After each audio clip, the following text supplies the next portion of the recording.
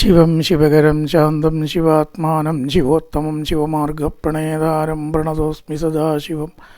ശിവശക്തിയാ യുക്തോ യദി ഭവതി ശക്തപ്രഭവിതന്നജേദേവം ദേവോ ന ഖലു കുശലസ്പന്ദിതുമപി അതസ്ത്വാമാരാധ്യാം ഹരിഹരവിരിഞ്ചാതിഭിരഭിപ്രണന്തം തോതും വാ കഥം അകൃതപുണ്യപ്രഭവതി. നമസ്കാരം പ്രിയരെ, ഇന്ന് തിരുവാതിര ദിവസമാണ്. തിരുവാതിരയ്ക്കുള്ളതായ പ്രസക്തി എന്താണ് തിരുവാതിര? തിരുവാതിര എന്തിന്? വളരെ ചെറിയ ഒരു വിവരണമാണ് ഉദ്ദേശിക്കുന്നത്. 5-6 മിനിറ്റിൽ ഒതുങ്ങുന്നത്, അത്രയേ ഉള്ളൂ. പറയുകയാണെങ്കിൽ ഒരുപാട് പറയാനുണ്ട്. ഗിരീഷ്, ശ്രീ പാർവതി ശിവനെ ഭർത്താവായി കിട്ടാൻ തപസ് ചെയ്തതും ഭർത്താവായി നേടിയതുമായ ദിവസമാണത്രേ തിരുവാതിര. കഥകളൊക്കെ പലതും ഉണ്ട്, നമ്മളിപ്പോൾ അവിടേക്കൊന്നും കൂടുതൽ കടക്കുന്നില്ല. താരകാസുരൻ എന്ന് പറഞ്ഞിട്ട് പണ്ടൊരസുരൻ ശിവൻ്റെ പുത്രനെ കൊണ്ട് മാത്രമേ വധിക്കപ്പെടാൻ പാടൂ എന്ന് വരം വാങ്ങി. മരിക്കാതെ ഈ ലോകത്തിൽ ഇരിക്കാനും ദുരിതം അനുഭവിക്കാനുമുള്ള ജീവികളുടെയും മനുഷ്യൻ്റെയും ഒരാഗ്രഹേ. ആത്മീയവാദികൾക്ക് ഏറ്റവും പുച്ഛം എന്തിനോടാന്ന് ചോദിച്ചാൽ ഈ മനുഷ്യന് ലോകത്തിൽ ഇനിയും ജീവിച്ചിരിക്കണം എന്ന ആഗ്രഹത്തോടാത്രേ. കഷ്ടം, ഈ ശരീരത്തിൻ്റെ ഉള്ളിൽ ഇങ്ങനെ ജീവിക്കണം എന്ന് ഇവർക്ക് തോന്നുന്നുണ്ടല്ലോ വീട്ടികൾക്ക്. ദുഃഖമല്ലാണ്ട് അതുകൊണ്ട് എന്താ അനുഭവിക്കണം? പോട്ടെ, അത് വേറെ വിഷയമാണ്. അങ്ങനെ ആ ബ്രഹ്മാവ് വരം കൊടുത്തപ്പോൾ അഹങ്കരിച്ച് ഇവൻ ലോകത്തെ ഉപദ്രവിച്ചപ്പോൾ ദേവന്മാർ മുഴുവൻ ബ്രഹ്മാവിനോട് സങ്കടം പറഞ്ഞു. ഇങ്ങനെയാണെങ്കിൽ ഇവൻ ആരാലാണ് വധിക്കപ്പെടുക? ശിവനാണെങ്കിലോ തപസ്സിൽ മുഴുകിയിരിക്കുകയാണ്. തപസ് ചെയ്യുമ്പോൾ എങ്ങനെ വിവാഹം കഴിയും? എങ്ങനെ പുത്രൻ ഉണ്ടാവും?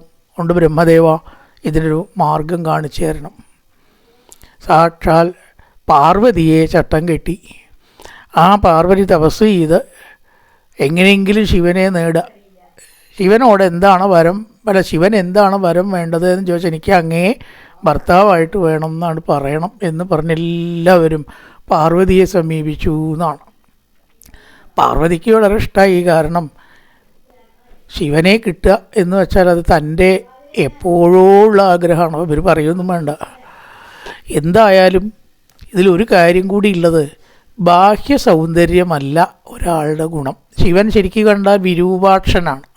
സൗന്ദര്യം എന്ന് പറയാൻ പറ്റുമോ ശിവനെ കണ്ടാൽ? പക്ഷെ അതിൽ സൗന്ദര്യം കണ്ടെത്താനുള്ള പാർവതിയുടെ കഴിവാണ് ശിവനുള്ള ആഗ്രഹം ഉറപ്പിച്ചത്. ബാഹ്യമല്ലാത്ത ആ സൗന്ദര്യം ആത്മസ്വരൂപിയായിട്ട് പകുതി കണ്ണടച്ച് സമാധിഭാവത്തിലിരിക്കുന്ന പരമേശ്വരനെ ആ ഒരു സൗന്ദര്യം കാണാൻ ആർക്കേ ശരിക്ക് കഴിഞ്ഞുള്ളൂ? പാർവതിക്ക് മാത്രമേ ഉള്ളൂ. മറ്റുള്ളവർക്ക് ഇതെന്തൊരു ദൈവമാണത്? ലച്ചോട്ടല ഭസ്മം ശരീരത്തിലണിയുക, പാമ്പിനെ കഴുത്തിലെടുത്തിടുക. ഭയങ്കര ഒരു അവസ്ഥയാണ് ശിവൻ്റെ. ഒരു ദൈവവും ഇങ്ങനെ കാണില്ല നമുക്ക്. ഇതൊക്കെ എന്താ അറിയോ? മഹാതത്വങ്ങളാണ്. ഈ ഒരു ദിവസം ഭസ്മമായിട്ട് മാറുന്നതാണ് ഈ ശരീരം. അതുകൊണ്ട് മനുഷ്യ, ഇതിൽ നീ വല്ലാതെ ആസക്തി പൂളണ്ട, ഇതൊന്ന് വിടാൻ നോക്കൂ. നമ്മളെ ഉപദേശിക്കുകയല്ലേ. എത്ര വലിയ തത്വ ഭഗവാൻ നമുക്ക് കാണിച്ചു തരണം. പാമ്പിനെ എടുത്ത് കഴുത്തിലിരുന്ന ഒരു ജീവി നമ്മുടെ ശത്രുവല്ല. നമ്മുടെ മനോഭാവത്തിനനുസരിച്ചാണ് അവരുടെ നമ്മളോടുള്ള ഭാവം എന്ന മഹത്തായ തത്വമാണ് കാണിച്ചു കൊടുക്കണതേ. ഒരു ജീവി നമ്മുടെ ശത്രുവല്ല. ഇതിപ്പോൾ ശിവൻ മാത്രമല്ല, പാമ്പിനെ കഴുത്തിലിട്ട ചില കഥാപാത്രങ്ങൾ പേപ്പറിൽ നമ്മൾ കണ്ടിട്ടുണ്ട്. പാമ്പ് വേലായുധൻ എന്ന് പറഞ്ഞിട്ട്. അപ്പോൾ ശിവൻ മാത്രമാണോ അത്? അല്ല. ഒരു ജീവികളും നമ്മുടെ ശത്രുവല്ല. എത്ര നല്ലൊരു തത്വമാണ്. അപ്പോൾ അതുകൊണ്ട് ആ പരമേശ്വരൻ്റെ ബാഹ്യ സൗന്ദര്യത്തിൽ പാർവതി ഒട്ടും നോക്കിയില്ല. എവിടേക്കാണ് നോക്കിയത്? ആന്തരമായിട്ടുള്ള സൗന്ദര്യത്തിലും ആ ശിവനിൽ സൗന്ദര്യം കണ്ടെത്താൻ പാർവതിക്ക് കഴിഞ്ഞു. അത് പാർവതിയുടെ മനസ്സിൻ്റെ ഗുണമാണ്. അപ്പോൾ ബാഹ്യ സൗന്ദര്യമല്ല ഒരാളെ വിലയിരുത്തേണ്ടത്, ബാഹ്യ സൗന്ദര്യം നോക്കിയിട്ടല്ല എന്ന മഹത്വമായ തത്വം എന്നോ ഈ പാർവതി ശിവനെ തപസ് ചെയ്യാൻ തുടങ്ങിയിരിക്കണം. ഉത്തരേ 16-15 വയസ്സിലൊക്കെ നമശിവായ നമശിവായ നമശിവായ ചോദിച്ച് എവിടെയും ശ്രദ്ധിക്കാതെ ഇരിക്കണ പാർവതി ഇല്ലേ. കൃഷ്ണൻ്റെ കാര്യത്തിൽ രുക്മിണിയുടെ കാര്യവും അങ്ങനെ തന്നെയാണ്. പ്രായമൊന്നും ഈ ആത്മീയത്തിനൊരു വിഷയമല്ല. അപ്പോൾ ഈ പാർവതിയെ അമ്മയായിട്ടുള്ള മേന എന്ന് പറഞ്ഞാൽ ഹിമവാൻ്റെ പുത്രി, ഹിമവാൻ്റെ പത്നി, ആ പത്നിയിലാണല്ലോ പാർവതി പുത്രിയായിട്ട് ജനിച്ചത്. എന്താ കുട്ടി ഈ 16 വയസ്സിലൊക്കെ നീ ഇങ്ങനെ തപസ് ചെയ്യണം? ഇപ്പം കളിച്ച് ചിരിച്ചു ഉല്ലസിച്ച് നടക്കേണ്ട സമയമല്ലേ? മാ ഉം എന്നിങ്ങനെ പറയുന്നതാണ്. വേണ്ട കുട്ടി, മാ എന്ന് പറഞ്ഞാൽ സംസ്കൃതത്തിൽ ഡോ ഉണ്ട്. ഇപ്പം തപസ്സൊന്നും വേണ്ട, കുറച്ച് കഴിയട്ടെ, ഇപ്പം നീ കളിച്ചു ഉല്ലസിച്ച് നടക്കേണ്ടതല്ലേ. ഇങ്ങനെ മാ ഉം എന്ന് പറഞ്ഞിട്ട് അത് ഉമാ എന്നായി എന്നാണ് ഒരു കഥ. അങ്ങനെ അത്രേ ഉമാ ദാക്ഷായണി ഗൗരി, അമരത്തിൽ ഉമാ ദാക്ഷായണി ഗൗരി എന്നൊക്കെ ദേവിയുടെ പര്യായങ്ങളാണ്. മാ ഉം എന്ന് പറ കുട്ടി. എന്ന് പറഞ്ഞാൽ കണ്ണേ, കരളേ, സ്നേഹത്തോടു കൂടി നമ്മൾ വിളിക്കുന്ന പേരാണ് സംസ്കൃതത്തിൽ ഈ മാ ആണ് ഉമ ആയത് എന്നാണ്. അങ്ങനെ ഉമ എന്ന പേര് കിട്ടി. ഒടുവിലോ പ്രേമ പരീക്ഷ ചെയ്തു പരമേശ്വരൻ. ഒരുപാട് കുറ്റാണ് പറഞ്ഞു ശിവനെ പറ്റിയിട്ട്, താൻ തന്നെ പറയണം. അപ്പം എങ്ങനെ വേണമെച്ചാൽ പറയാലോ. ഇത് കാളപ്പുറത്ത് യാത്രയും ചെയ്ത് അല്ലേ, പാമ്പിനെ കഴുത്തിലിട്ട് ചുടല ഭസ്മം ശരീരത്തിലണിഞ്ഞ് നമ്മളൊക്കെ കളബോൻ ചന്ദനമൊക്കെയാണ് കഷ്ടം എൻ്റെ പാർവതി, നിനക്കാരെയും കിട്ടിയില്ലേ ഈ ശിവനല്ലാണ്ട് എന്നിങ്ങനെ ഒരു ബ്രഹ്മചാരിയുടെ വേഷത്തിൽ ശിവൻ പറഞ്ഞു അല്ലേ. പ്രേമപരീക്ഷ കുമാരനാശാനോ മറ്റോ കേമായിട്ട് എഴുതിയിട്ടുണ്ട്. അവസാനം പാർവതിക്കാണ്ട് സഹിച്ചില്ല. ഇനി ഈ ബ്രഹ്മചാരി ശിവനെ കുറ്റം പറയാൻ ചുണ്ടനക്കിയാൽ ഞാൻ എന്താ ചെയ്യാന്ന് എനിക്ക് തന്നെ അറിയില്ല. അവിടെ ആരുമില്ലേ തോഴിമാർ ഇവനെ ഇവിടുന്ന് പിടിച്ച് പുറത്താക്കാൻ? ഇതാ ശിവനെ നിന്ദിക്കാൻ ഇവൻ്റെ നാവ് വീണ്ടും ഉയരുന്നു എന്നങ്ങനെ പറഞ്ഞ് പാർവതി കലുഷിതമായിട്ടുള്ള വളരെയധികം കോപാകുലയായി. അപ്പോഴാണ് പരമേശ്വരൻ തൻ്റെ സ്വരൂപമാണ് കാണിച്ചു കൊടുത്തു. പാർവതിയെ കഴുത്തിൽ മാലയിട്ട് സ്വീകരിച്ചു. ആ മാല കഴുത്തിലുണ്ടാ വേഗം പാർവതി ആ മാല ശിവൻ്റെ കഴുത്തിലും അണിഞ്ഞു. അങ്ങനെ അർദ്ധനാരീശ്വരനായിട്ട് പാർവതി ഇല്ലാണ്ട് അനങ്ങാൻ ഏതാണ് ശിവശക്തിയായുക്തോ യതിപതി ശക്തപ്രഭവിതം. ആ പാർവതി ഇല്ലാതെ ഒന്ന് അനങ്ങാൻ പോലും ശിവന് കഴിയില്ല. ശിവനും പാർവതിക്കും അങ്ങനെ തന്നെയാണ് അല്ലേ. ആ ശിവനെ കുറ്റം പറയുന്നത് മാത്രം പാർവതി സഹിക്കില്ല, വേറെ ആരെ കുറ്റം പറഞ്ഞാലും. അത്രയധികം പാർവതീ പരമേശ്വരന്മാരെ പോലെ ഇത്ര നല്ല ദാമ്പത്യത്തിന് ഉപമ ഈ ലോകത്തിൽ വേറൊന്നുമില്ല എന്നാണ്. ശരിക്കും പറയുകയാണെന്ന് വെച്ചാൽ ഈ തിരുവാതിര ദാമ്പത്യത്തിൻ്റെ ഒരു പ്രാധാന്യം കൂടി കാണിക്കുന്ന ഒരു ആഘോഷമാണ് എന്ന് പറയേണ്ടിയിരിക്കുന്നു. നിർഭാഗ്യവശാൽ ഇന്നത്തെ സ്ത്രീകളിൽ കുറേ ആളുകൾ കേട്ടോ, എല്ലാവരെയും ഞാൻ പറയില്ല, എന്തിനാണ് വിവാഹം, എന്തിനാണ് ഭർത്താവ്? വിവാഹം കഴിഞ്ഞാൽ അതൊരു അടിമത്തല്ലേ, എനിക്ക് ശമ്പളമുണ്ട് ജീവിക്കാൻ, എന്തിനാണ് ഭർത്താവ്? ഇങ്ങനെ ഒരു വളരെ അപകടകരമായ ഒരു ചിന്താഗതി ഇന്ന് വന്നിരിക്കുന്നു. സത്യത്തിൽ നമുക്ക് ധനമുണ്ട്, വീടുണ്ട് എന്നുള്ളതാണോ, അത് മാത്രമാണോ ജീവിതത്തിൻ്റെ ലക്ഷ്യം?